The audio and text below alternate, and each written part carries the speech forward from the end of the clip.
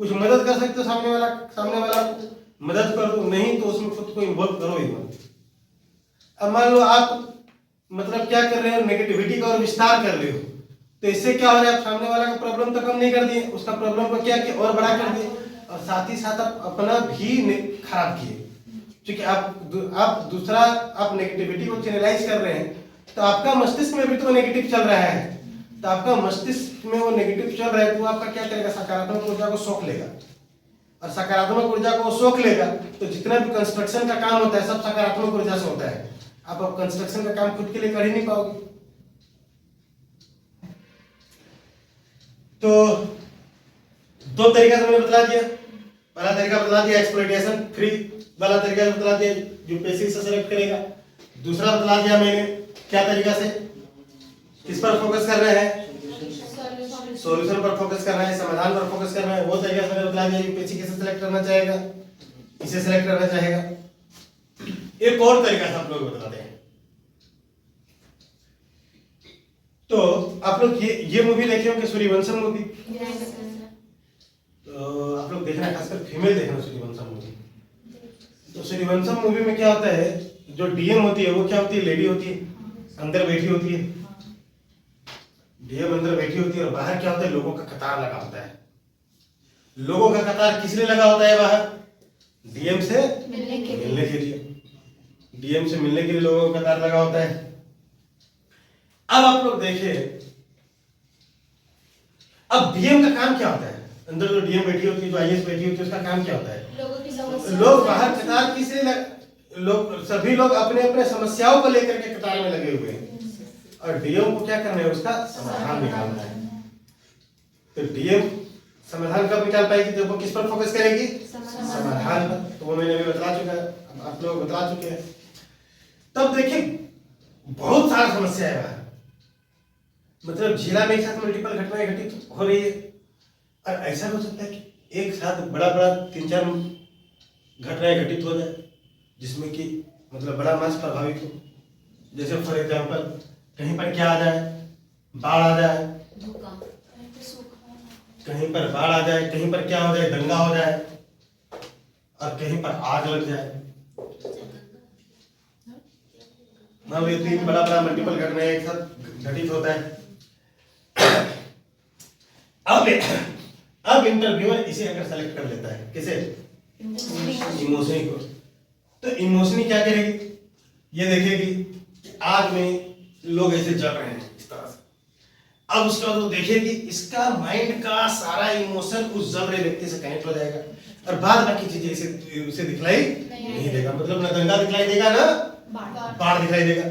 जैसे इसका सारा इमोशन इससे कनेक्ट हो गया, अदर चीजें इंटरव्यू के एग्जाम तक दिखाई नहीं दिया इसको। तो ये घटना आगे भी तो घटित हो सकता है, इंसान का नेचर सिग्नेचर थोड़ी बदल जाता है वक्त के साथ। बाद में भी ऐसा हो सकता है कि मान लो आग में जल रहा है व्यक्ति, सारा इमोशन इसका आग में जल रहा व्यक्ति से कनेक्ट हो जाए, बाद में दंगा और बाढ़ में मर रहा व्यक्ति इसको दिखलाई ना दे।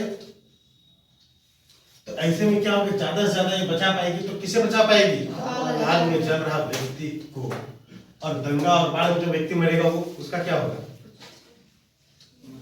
अब देखो, अब अगर यूपीएससी इसे सेलेक्ट करता है लॉजिका को, तो लॉजिका को क्या है, इसके अलावे इंटरव्यू के एग्जाम में दिखलाई दे रहा है। मतलब अगर लॉजिका डीएम बनेगी तो आग में जल रहा व्यक्ति के अलावे दंगा और बाढ़ में बढ़ रहा ये मर रहा व्यक्ति भी दिखलाई देगा। तो अगर ये आग स्पेशलिस्ट होएगी तो खुद आग वाला सिचुएशन को हैंडल करने चली जाएगी, और दंगा और बाढ़ में दंगा और बाढ़ स्पेशलिस्ट को भेज देगी। अगर ये दंगा स्पेशलिस्ट होएगी तो खुद दंगा को मैनेज करने चली जाएगी, और बाढ़ और आग स्पेशलिस्ट को इसे हैंडल करने के लिए भेज देगी। इसमें मैक्सिमम लोग बच जाएंगे, अधिकांश लोग बच जाएंगे, या मैक्सिमम जितना को बचाया जा सकता है वो बच जाएंगे। तो समझ आ रहा है, कहने का मतलब यूपीएससी को कैसा कैंडिडेट चाहिए, अटकू टाइप या वैकल्पिक टाइप, वैकल्पिक टाइप। इसका मेंटलिटी कैसा है, अटकू टाइप है, ये इसमें अटक गया तो इससे हटे नहीं रहा है इसका माइंड, तो इसकी जिंदगी में समस्या आएगा। नॉर्मली प्रेम में जितना विफल इंसान होता है वो सब अटकू टाइप होता है, रेशनल होता ही नहीं, प्रैक्टिकल होता ही नहीं। अब मान लो सपोज कोई लड़की ही मान लो उसके लाइफ में 6 बॉयफ्रेंड आके जा चुकी है, अब उसका दिमाग तो पूरा प्रैक्टिकल हो गया है, अब उसका दिमाग पूरा प्रैक्टिकल हो चुका है। अब ऐसा नहीं लड़की नहीं है, लड़का वाला केस में भी लागू होता है, मैं ऐसे एक एग्जांपल दे रहे हैं। अब मान लो कोई लड़का उसके इमोशन में आता है, अब उसका मान लो पहला है, उसको भी पता नहीं ये चीज है, तब उस लड़का का क्या असर होगा आप लोग अंदाजा लगा सकते हैं। या सपोज मान लो कोई लड़का है, मान लो 10 लड़की आके जा चुकी है उसके लाइफ में, अब मान लो कोई वैसा लड़की उसके लाइफ में आती, मतलब जिसके लाइफ में पहले कोई लड़का नहीं आया, तो उस लड़की का क्या असर होगा आपको पता है। क्योंकि तो आप लोगों को मतलब तो क्या है, और उसका असर क्या होगा, सिर्फ अटको मेंटेलिटी होने की वजह से। अब जिसके अधिकांश के पास क्या होता है, स्टार्टिंग में अनुभव का कमी होता है और वो अटको मेंटेलिटी का बनता ही बनता है, और वक्त के साथ धीरे धीरे वो वैकल्पिक हो जाता है। प्रैक्टिकली आप लोग हमेशा जाने, हमेशा मतलब ये एथिक्स बस कहने का बात है, ये सिर्फ कागज का पन्ना में, आप एथिक्स के हिसाब से चलेंगे तो आप कमजोर पड़ेंगे और हमेशा आपका एक्सप्लॉइटेशन होगा। ये एथिक्स पढ़ाते हुए आप लोग बतला रहे हैं, मतलब आपको अपना क्या है कि दूसरा को डैमेज नहीं करना है, बट आपको लॉजिकल ग्राउंड को समझना है। हमेशा हर जगह पर मोरली नहीं चलना है, इमोरल के साथ मोरली नहीं चलना है, मोरल के साथ मोरली चलना है, जो एथिकल है उसके साथ एथिकली चलना है, इमोरल के साथ इमोरल तरीका से चलना ही मोरलिटी है। ये चीज एक्स्ट्रा ऐड कर देना कभी मेरा टीचिंग जो भी हम पढ़ाएंगे, जो इमोरल है उसके साथ इमोरली चलना ही क्या है, मोरल है। तो अब देखे तो देखने में 3 चीजें मैंने बताया। पहला क्या बताया, एक्सप्लॉइटेशन फ्री। आपको अपने आचरण में धीरे धीरे ये चीजें लाना होगा, खुद को एक्सप्लॉइटेशन फ्री बनाना होगा, न अपना एक्सप्लॉइटेशन होने देना है, न सामने वाला करना है। हम जब कुमार सर जैसे आगरा में, तो कुमार सर आए थे यहाँ पढ़ाने, उनके इंस्टीट्यूट में हम खुद भी जाते हैं पढ़ाने। तो आगरा ब्रांच में जब उनके इंस्टीट्यूट में पढ़ाने के लिए गए थे, फर्स्ट टाइम गए थे पढ़ाने, तो उस समय कलकसा मैडम वहाँ पर सेंटर हेड थी। तो वहाँ पर शायद उस समय कुछ मतलब बदमाश टाइप के स्टूडेंट भी रहते होंगे, क्योंकि उस समय 150 बच्चा एक साथ क्लास में बैठता था। तो मैडम उनको इंस्ट्रक्शन देकर फर्स्ट क्लास में भेज रही थी कि सर अब क्लास में जा रहे हैं, अब क्या करना है, फर्स्ट क्लास में अब बात करना कि कौन सबसे सीधा स्टूडेंट है। अब 4-5 बार उस पर आक्रमण कर देना, बदमाश बच्चा डर करके अपने आप शांत रहेगा, अच्छे से पढ़ाई करेगा। अब वो हमको ये शिक्षा, अब मेरा स्टार्टिंग से ये नेचर रहा है कि हम कभी सीधा प्रवाह नहीं करते हैं, कभी भी सीधा प्रवाह नहीं करते हैं। बोले नहीं मैडम, जो बदमाश लड़का होगा हम ये जितना जो भी आक्रमण करना होगा उसी पर करेंगे, सीधा पर क्यों आक्रमण करने जाएंगे, वो बेचारा पड़ता ऐसे ही मारा जाता है, सब आक्रमण होता होगा, अब हम एडिशनल आक्रमण क्यों कर दे उस पर।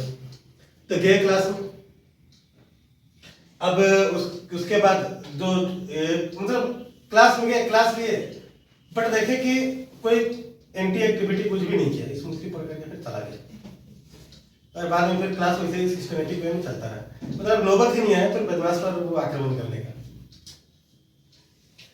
अब देखे, क्योंकि टीचर्स को भी अपने अंदर वैसा स्किल डेवलप करना चाहिए जिससे कि सीधा पर आक्रमण करने का जरूरत ही ना पड़े, क्योंकि बहुत सारा टीचर इस टाइप का होता है, प्रैक्टिकली हम देखे भी हैं। हम खुद भी पढ़ते थे कॉलेज वगैरह में, तो वहाँ भी हम देखते थे कुछ टीचर ऐसा होता था जो सीधा स्टूडेंट पर मतलब ये वार करने, आक्रमण करने टाइप का काम करता था, उसका इंसल्ट कर देता था, उसको सीधा स्टूडेंट को बेइज्जत कर देता था, या उस पर उसका मजाक बना देता था क्लास में। ये सब चीजें करता था मतलब कुछ टीचर ये सीधा स्टूडेंट पर, ताकि मतलब दहशत उसका बना रहे। तो टीचर्स को भी ये सब चीजें नहीं करना चाहिए, क्योंकि ये इमोरलिटी हो गया, ये मोरलिटी नहीं हुआ। आप गलत करे, गलत है, गलत के साथ गलत करे, इसको हम मोरलिटी कहते हैं अपने भाषा में। चाहे ये मतलब डिफरेंट फिलोसोफर के हिसाब से मोरल हो या ना हो, कभी भी कोई गलत है तो उसके साथ कुछ भी गलत करके चल जाओ, मतलब मेरे हिसाब से ये गलत नहीं है। अब देखो, हम यहाँ पर भले आप लोग जो भी चीजें पढ़ा दें, तो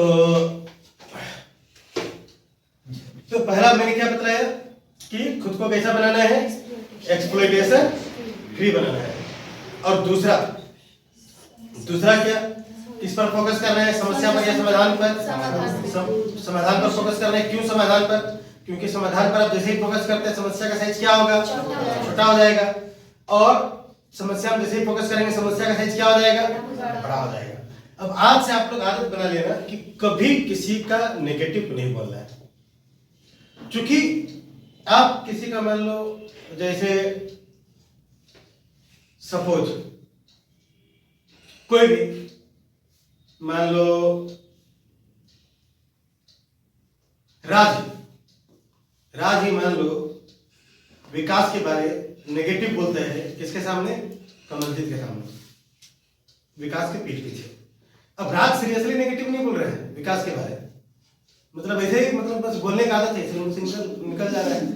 अब क्या है, तो कमलजीत के सामने बोला, अब मान लो विकास के बारे में पता चलता है, तो अब विकास को क्या होगा, अंदर दुख होगा, और बाद में विकास क्या करेगा, खुन्नस निकालने की कोशिश करेगा, सही मौका का इंतजार करेगा, या तो तुरंत रिएक्ट करेगा या बाद में करेगा, या रिएक्ट नहीं भी करेगा तो राज क्या है, एक अपने मित्र को खो देगा।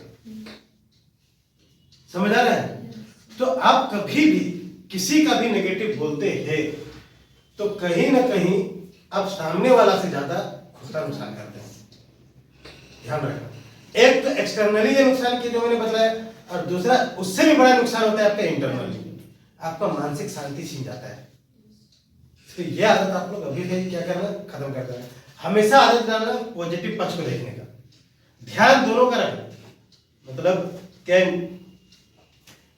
नेगेटिव को भी देखें क्या क्या नेगेटिव हो सकता है, पॉजिटिव को भी देखें क्या क्या पॉजिटिव हो सकता है, बट ले करके किसे चले, पॉजिटिव को, तब आपके साथ पॉजिटिव होगा। और दिन रात आप नेगेटिव सोचते रहेंगे तो आपके जीवन में पॉजिटिव पे भी नहीं होगा। आप अभी सोचते रहेंगे मेरा ये सब किसी को इतना पढ़ना होता है, 10 लाख स्टूडेंट बैठता है, उसमें 900,000 स्टूडेंट का सिलेक्शन होना है, अब मेरा सिलेक्शन कैसे होगा, अब मेरा तो सारा पैसा बेकार बर्बाद चला जाएगा वगैरह वगैरह। अब सारा नेगेटिव पक्ष को सोचते चले जाएंगे तो आपका नहीं ही होगा, और आप कुछ सीख भी नहीं पाएंगे सही से।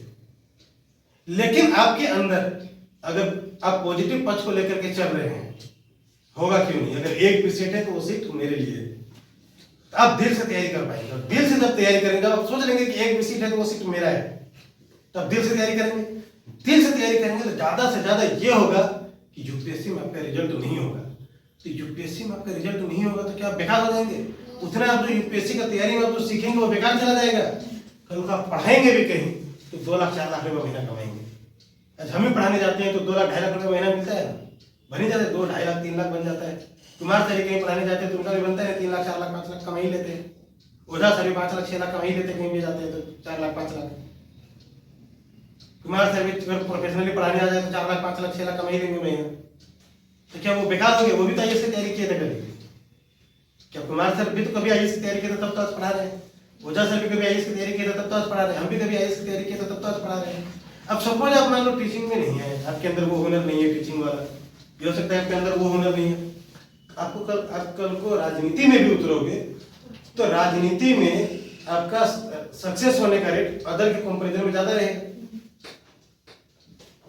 अब उसके बाद कोई सा भी फील्ड में आप जाओगे उस फील्ड में आप अदर के कंपैरिजन में ज्यादा बेहतर प्रदर्शन करोगे।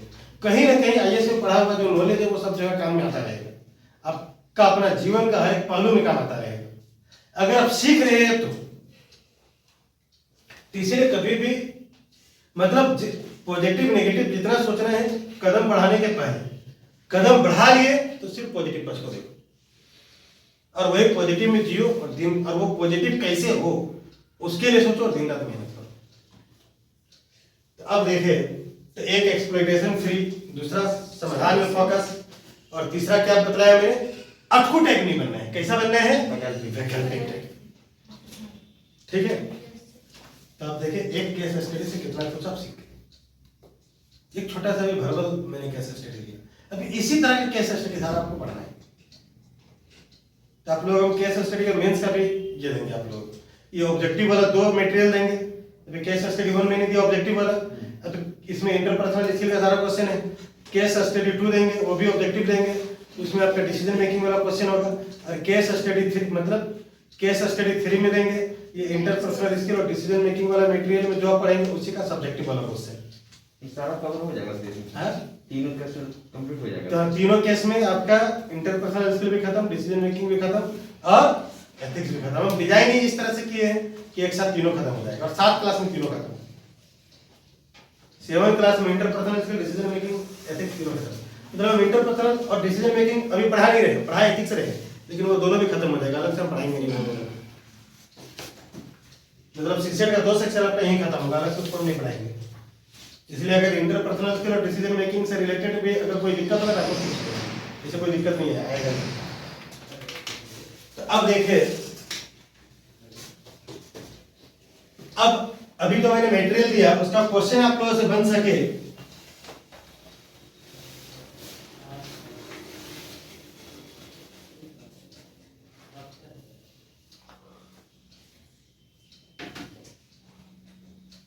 उसके लिए आप कुछ चीजों को समझे। अब क्वेश्चन में देखिए, पहले आप लोग खुद से पढ़ करके देखिए आप लोग से क्वेश्चन बन रहा है कि नहीं, आंसर मिला के देखिए बना करके, तब हम बतलाएंगे तो आप लोगों को मेरा टीचिंग का महत्व समझ आएगा। सारे को बनाना है कभी, तब बना करके देखो खुद से। एक बार आप लोग खुद से प्रयास करो क्वेश्चन को। अभी हम इसका कंसेप्ट बतलाए नहीं, अभी बतलाएंगे। तो आप लोगों के पास पहले से जो नॉलेज है उसके आधार पर आप लोग उस क्वेश्चन बन रहा है कि नहीं, आप लोग ट्राई करके देखें, तब आप लोग जो चीज देंगे उसका महत्व समझ आएगा।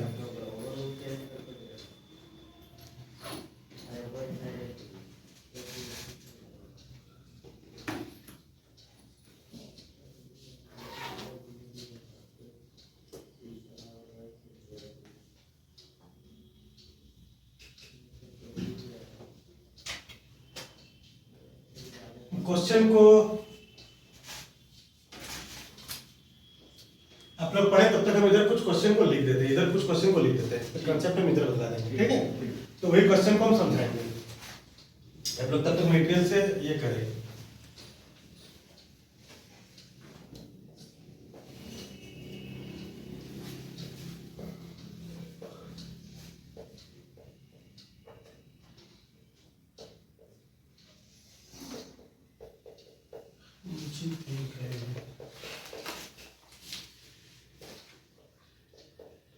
प्रश्नों की प्रकृति,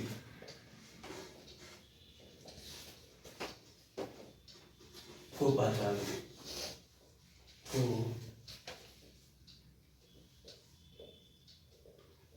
पहचाने तथा तथ्य को ए से, तर्क को बी से, पूर्वाग्रह को सी से और निर्णय को डी से। सर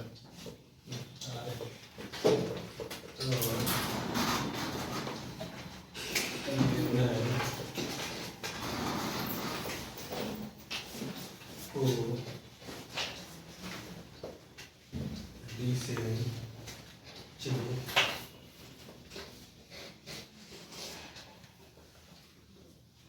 करते हुए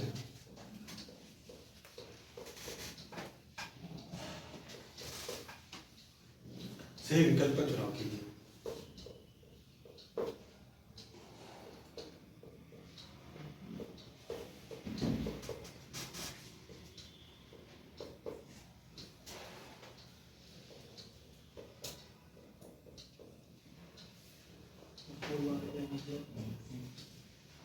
आप लोग ट्राई करें, बोर्ड में इसलिए लिख रहे हैं ताकि वो जो रिकॉर्ड हो रहा है तो वो ऑनलाइन पढ़ेगा, उसको समझ आ सके। प्रोजेक्टर है नहीं तो हम रिफ्लेक्ट कर देते हैं इसको।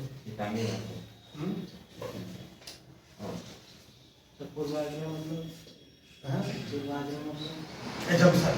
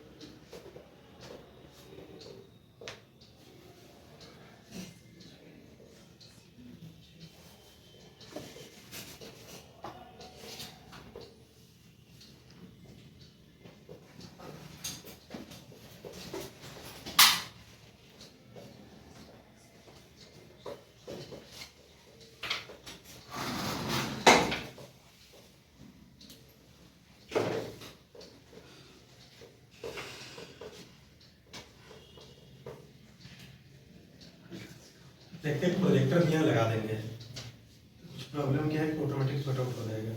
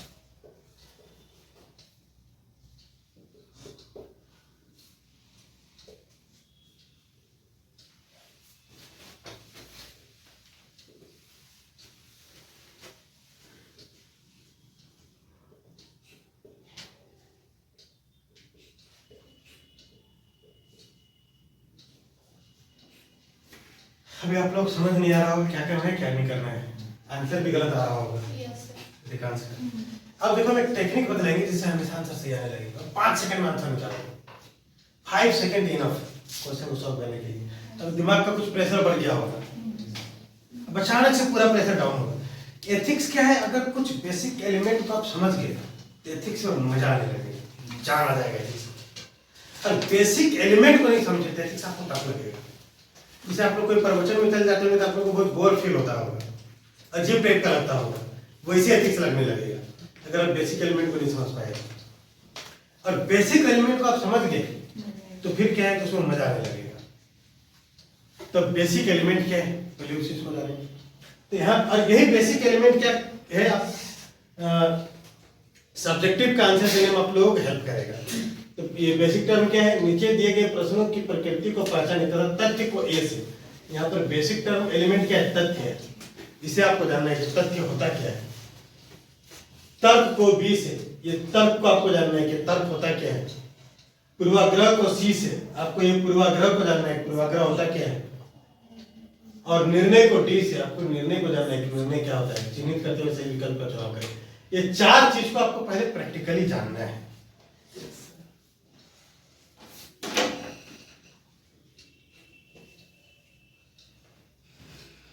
तो सबसे पहले आप लोग हम बतलाते हैं तथ्य।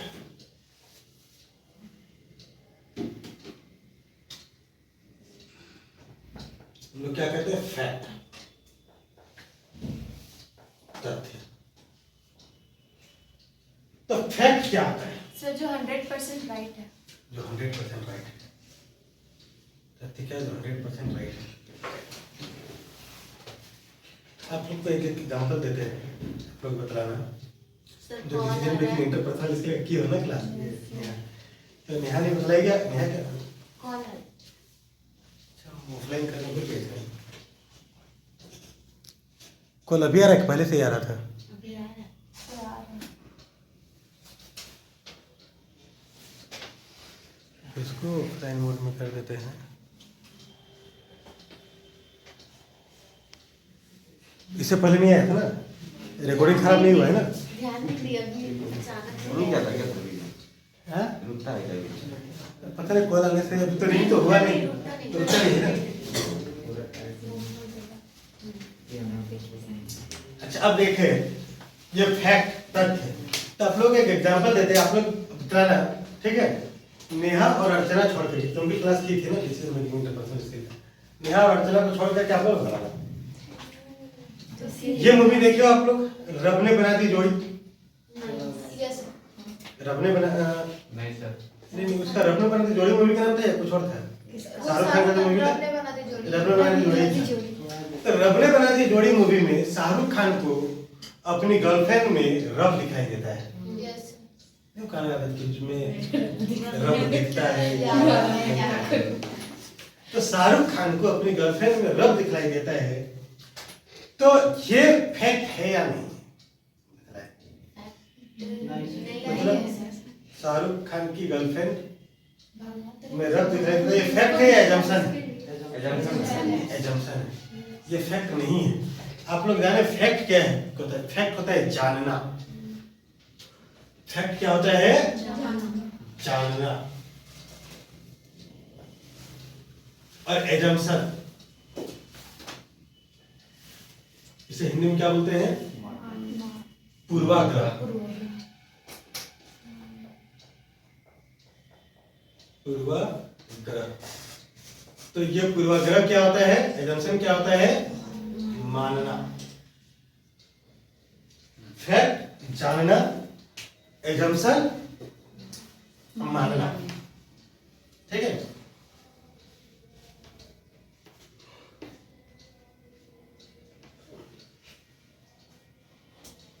तो अब देखिए इसमें तो जानना मानना तो मैंने बता दिया। अब फैक्ट क्या होता है? 100% ट्रू। 100% always 100% true. इसे ध्यान रखना। Always 100% true. और एजम्पशन क्या होता है? लगभग टाइम 100% ट्रू, मतलब maximum time true. Maximum time 100% true. हम लोग जो चीज एज्यूम करके चलते हैं, एजम्पशन मतलब जो चीज हम लोग एज्यूम करके चल रहे हैं, क्या जो चीज हम लोग एज्यूम करके चलते हैं वो चीज हमेशा वैसे ही होता है? नहीं होता, कभी कभी नहीं होता है। लेकिन हम लोग कुछ जैसे मान लो बादल गरजा, तो हम लोग ये एजम्पशन करते हैं कि बारिश अभी होगा। तो क्या हमेशा ही बारिश होता है? कभी कभी नहीं भी होता है। समझ आ रहा है? मान लो कहीं पर से धुआं निकल रहा है, कहीं से अगर मान लो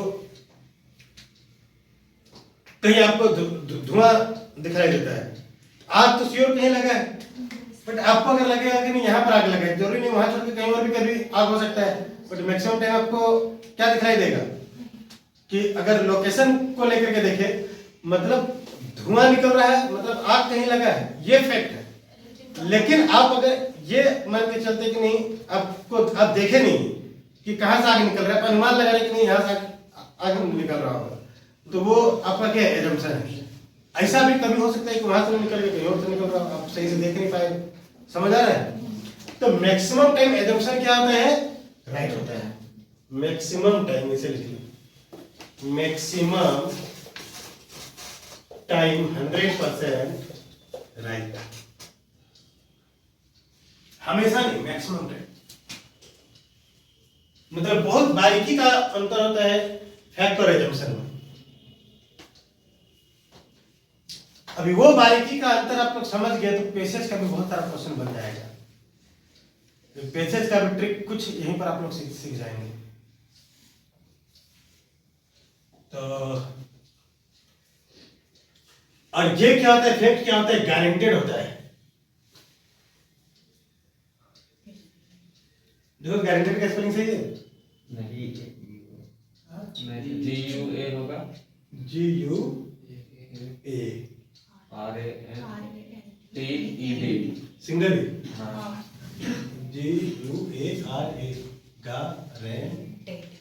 गारंटेड, मतलब यू साइलेंट है ना, गारंटेड। तो फैक्ट क्या हो कि फैक्ट में गारंटेड होगा, कोई सा भी चीज पॉसिबिलिटी नहीं, जानना होगा, ऑलवेज 100% ट्रू। एजम्पशन हमारा क्या हो जाएगा? मानना। और ये मैक्सिमम टाइम 100% ट्रू। और एजम्पशन में किसका बात किया जाएगा? एक्सट्रीम का। इसका पहचान एक्सट्रीम, ये एक्सट्रीम का बात करेगा। तो जहां पर एक्सट्रीम का बात किया जाता है उसका गलत होने का संभावना उत्पन्न हो जाता है, और दैट मींस वो किसके अंतर्गत आ जाएगा? एजम्पशन के अंतर्गत। अगर हम बोले कि नहीं दुनिया का सबसे अच्छा एथिक्स का टीचर हम हैं, अगर हम ऐसे बोलते हैं, दुनिया का सबसे बड़ा एथिक्स का प्रैक्टिकल वाला पार्ट के लिए टीचर हम हैं। तो जहां ऐसा हम कहे इसका गलत होने का संभावना उत्पन्न हो जाएगा। हो सकता है कोई साइलेंट ऐसा बैठा हो जो एथिक्स का प्रैक्टिकल वाला पार्ट मेरे से ज्यादा अच्छा पढ़ाता हो, समझ आ रहा है? तो कोई भी अगर सचिन तेंदुलकर भी कहेगा तो दुनिया का सबसे अच्छा बैट्समैन हम हैं, तो इसका क्या हो जाएगा? गलत होने का संभावना हो जाएगा। हो सकता है कोई इसी क्लास में कोई बैठा हो जो सचिन तेंदुलकर से ज्यादा अच्छा खेलता हो।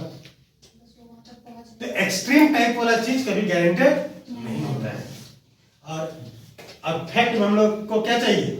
गारंटेड। तो वो किसमें आ जाएगा? एजम्पशन में आ जाएगा जब एक्सट्रीम टाइप का चीज एक्सट्रीम टाइप पर बात किया जाएगा। और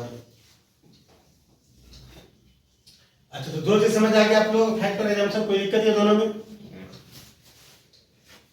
अच्छा, तथ्य और पूर्वाग्रह हो गया। अब इसके बाद तर्क। तर्क को क्या बोलते हैं हम लोग? लॉजिक। तर्क तर्क को कैसे समझने का तरीका बताऊं। आप लोग देखना बहुत सारा क्वेश्चन में क्या रहता है, ऑब्जेक्टिव क्वेश्चन में भी कभी देखेंगे ये इसका इस्तेमाल कर देता है जीएस का ऑब्जेक्टिव क्वेश्चन में। अब व्यक्ति को तर्क क्या होता है, निर्णय क्या होता है, तथ्य क्या होता है, ये सब चीजें पता नहीं होता है। जीएस का तो नॉलेज है बट ये सब टर्म का नॉलेज नहीं है, तो वो क्या करता है जीएस का क्वेश्चन गलत करके आ जाता है यूपीएससी में बहुत सारा समय ये सब इस्तेमाल करता है जीएस, और इसमें नहीं बना पाता है। जीएस का नॉलेज की कमी के कारण से नहीं, ये सब टर्म का नॉलेज नहीं होने के ये कमी के कारण से। लेकिन आप लोग क्या है, आप लोग को जीएस नहीं आएगा और ये चीज आएगा तो आप लोग जीएस का क्वेश्चन का आंसर सही कर जाओगे। वो ट्रिक सिखला दे रहे हैं। अगर इसका इस्तेमाल क्वेश्चन में हो गया तो डायरेक्ट वो ट्रिक का इस्तेमाल करना, तो उसी को सिखाएंगे। तो आप देखिए लॉजिक, तर्क। तो तर्क का एकदम सिंपल सा तरीका है तर्क पहचानने का।